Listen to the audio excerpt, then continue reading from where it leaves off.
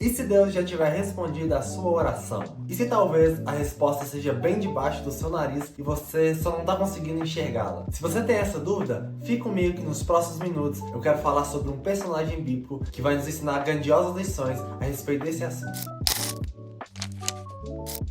Fala gente, como é que vocês estão? Meu nome é Robert e no vídeo de hoje eu quero trazer o terceiro episódio da nossa série E Se? No vídeo de hoje analisaremos a possibilidade de talvez Deus já ter respondido a sua oração e você só não está conseguindo enxergar essa resposta. Ou você pensa que não está. Eu quero começar lendo o texto que está em 1 Tessalonicenses, capítulo 5, versículo 17. Orem continuamente. Em algumas versões, esse versículo vai estar traduzido como orai sem cessar. E esse versículo, ele é um versículo muito poderoso, porque apesar de ser um versículo muito pequeno, é um versículo que tem muito a nos ensinar. Se obedecêssemos sempre o que está escrito nesse versículo, viveríamos uma vida muito mais vitoriosa do que vivemos agora. Então, no vídeo de hoje, eu quero falar novamente sobre oração, sobre a resposta de oração. Eu falei sobre oração no último vídeo dessa série, onde eu analiso o episódio de Elias e da viúva. Lá eu analiso a possibilidade de talvez Deus ter respondido a sua oração, mas a resposta dele ser um pouquinho diferente. E no vídeo de hoje, eu quero dar continuidade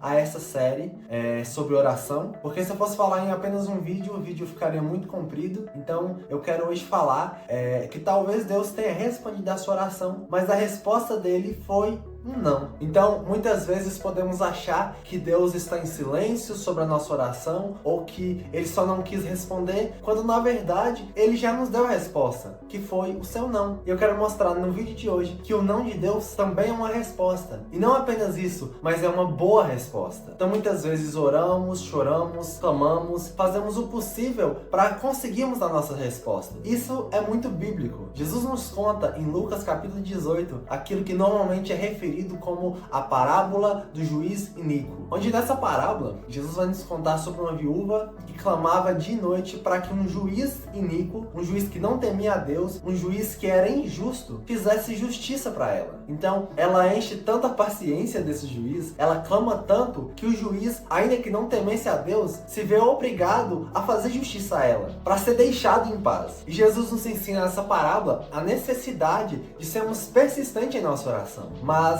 e se a sua oração já foi respondida? E se você tem gastado tempo pedindo aquilo que você já recebeu? E é diante disso que eu gostaria de falar sobre um personagem bíblico, Balaão. Não temos muita informação sobre a sua vida, mas a sua história nos é narrada no livro de Números, nos capítulos 22, 23 e 24. O rei Balaque de Moabe manda os seus mensageiros ir atrás de um profeta chamado Balaão, para que esse profeta amaldiçoasse o povo de Israel, porque o rei de Moabe estava com muito medo de que os israelitas invadissem seu território, ainda que Deus tivesse proibido Israel de fazer isso, porque os moabitas eram descendentes de Ló, que era sobrinho de Abraão. Então Deus priva Israel de invadir os territórios de Moabe. Mas quando esses mensageiros chegam até Balaão, Balaão pede para que esses mensageiros esperassem até que ele ouvisse a resposta de Deus. Então Deus aparece para Balaão e fala para Balaão não ir. Então Balaão dispensa os mensageiros, falando com eles que ele não poderia ir porque Deus não tinha permitido que ele fosse. Mas Balaque não ficou nada satisfeito com a resposta de Balaão. Então ele envia mensageiros para falar com Balaão que Balaão seria honrado de maneira grandiosa, com muitas riquezas. Mas o veredito de Deus já havia sido dado. Deus já havia revelado a sua vontade a Balaão. Não era para Balaão ir. Então nem precisava Balaão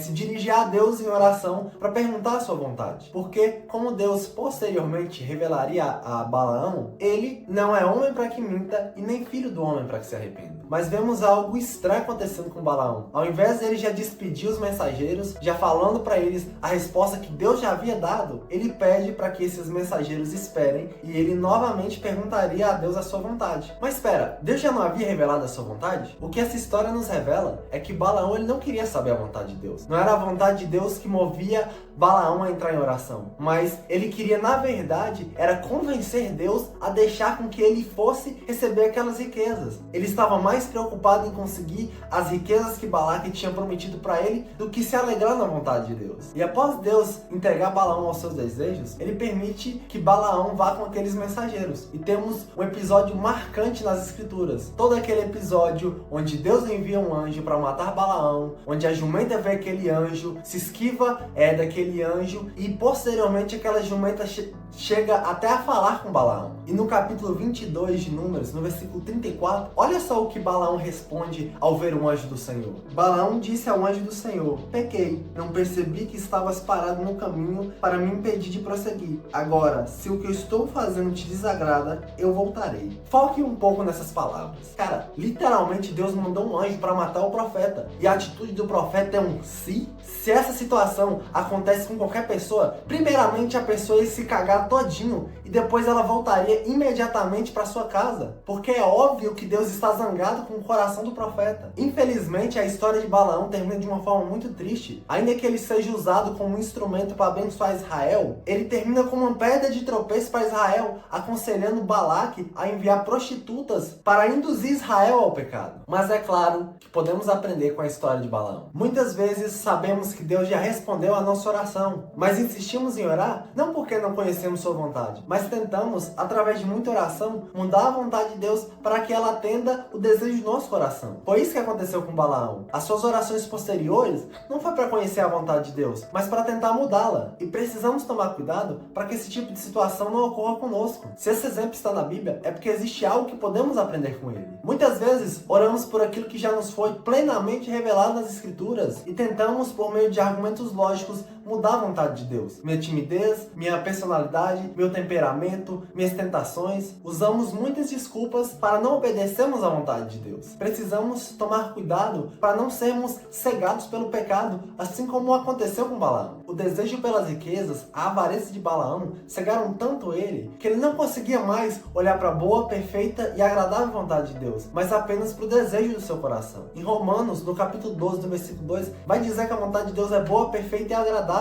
Por isso não se entristeça ao ouvir um não, porque isso é para o nosso bem. O não de Deus é para o nosso bem. Aprendemos com Balaão os perigos de se negligenciar a vontade de Deus já revelada. A Bíblia nos chama sim a orarmos, mas também a confiarmos na vontade de Deus. Mas você pode me dizer, então por que eu devo orar se a maioria das minhas orações não serão respondidas por Deus? Mas essa pergunta ela é tão infantil como se uma criança dissesse para o seu pai: por que você me manda pedir aquilo que eu quero se a maioria das coisas o Senhor não me dá? Reflitam, o que vocês acham que aconteceria se um pai entregasse R$1 bilhão para uma criança ou para um adolescente e falasse para ele que ele poderia gastar com qualquer coisa que ele tivesse vontade? Tudo que ele tivesse vontade, ele poderia comprar. Esse pai seria um bom pai? Claro que não. Agora reformulemos a pergunta. Se Deus nos desse tudo aquilo que desejássemos, ele seria um bom pai? Claro que não. Todos nós já fizemos orações que até mesmo vergonha sentimos. Eu mesmo já fiz isso quando eu era mais novo. Isso acontece porque nós somos seres finitos e que demora para que a gente cresça em maturidade. Assim como uma criança é imatura demais para conseguir entender todas as ações de seus pais, nós somos finitos demais para entender todas as ações do nosso Deus, que é infinito, que é soberano e que é transcendente. E está tudo bem. Deus irá sim nos revelar alguns porquês, mas ele não irá revelar todos. É por isso que a Bíblia nos manda confiar em Deus. Muitas vezes pessoas vêm nos dizer que todas as nossas orações que fizéssemos com fé seriam respondidas, mas isso não é verdade. Isso não está em nenhuma parte das Escrituras. Até porque nem todas as orações irá de fato nos ajudar. Existem orações que, se forem respondidas, irão nos levar para longe dos nossos objetivos e não para perto deles. Já pensou o que teria acontecido se Jesus no Getsemane, quando ele ora ao Pai e ele fala para o Pai para afastar aquele cálice dele, mas que fosse feita a vontade de Deus, Deus tivesse feito a vontade de Jesus? Todos nós estaríamos perdidos. O apóstolo Paulo também fez orações que não foram respondidas. Quando ele ora a Deus para tirar dele aquele espinho na carne, Deus dá um não para Paulo. Aquilo foi falta de fé de Paulo? Claro que não. Até porque se faltou fé para Paulo, que vivia o tempo todo vendo milagres, então nós estamos todos ferrados. Precisamos entender que o não de Deus é uma resposta, e não só isso, é uma boa resposta. A resposta de um pai que não quer prejudicar os seus filhos. Claro que um pai gosta de dar um chocolate pro seu filho, mas ele não vai dar chocolate sempre que o filho pedir. Ele também dará verduras e legumes, porque nem sempre aquilo que é prazeroso nos faz bem. Então devemos sim fazer orações a Deus, mas também devemos descansar na vontade dele, que é boa, perfeita e agradável. Porque se fizermos isso, viveremos uma vida muito mais feliz. Assim como confiamos em nosso Pai quando estamos fazendo uma viagem, sabendo que Ele sabe o caminho, assim também deve ser com Deus. Apesar de não conhecermos o caminho, conhecemos o nosso guia. Sabemos que Ele é confiável. Existe alguma discussão se Balaão era ou não um profeta de Deus, mas para mim isso nem é o mais importante nessa história. Balaão foi uma das poucas pessoas que ouviram a voz de Deus. Ainda que ele não conhecesse Jeová anteriormente, ele teve a chance de conhecê-lo, mas ele escolheu desperdiçá-la por prazeres terrenos,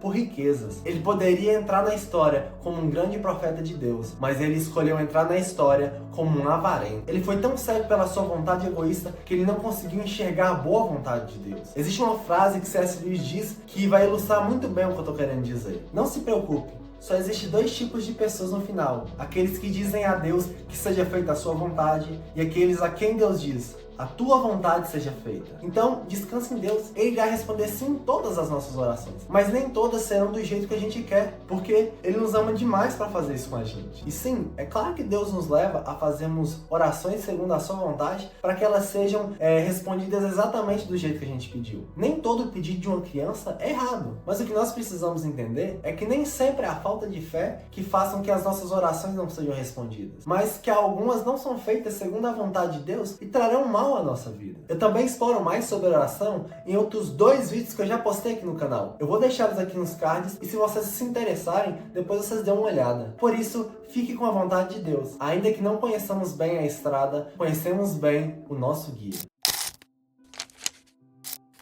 E é isso, pessoal, espero que vocês tenham gostado desse vídeo. Se vocês gostaram, deixe seu like, se inscreva aqui no canal, ative também os sininhos das notificações para que quando eu postar o próximo vídeo, vocês sejam notificados. E se você tem alguma sugestão, algum comentário, alguma dúvida, comente aqui embaixo. E se existe uma pessoa que você julga que isso é necessário, que ela assista esse vídeo, envie para ela. E é isso, pessoal, nos vemos no próximo vídeo. Falou!